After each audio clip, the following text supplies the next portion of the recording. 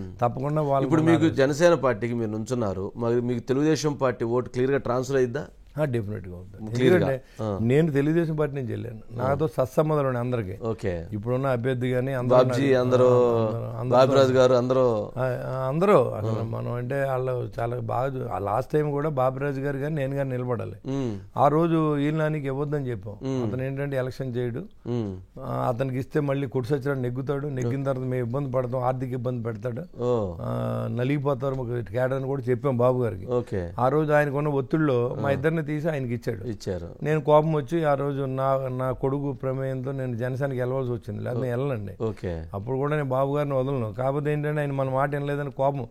నేను నాకు ఇవ్వకపోయినా బాబురాజు గారిని ఇవ్వండి సార్, ఎలక్షన్ చేస్తాడు, హీరింగ్ చేయాలి సార్, ఆయన చేయడు, ఆయన మీకు దండం పెడతానని చెప్పాం.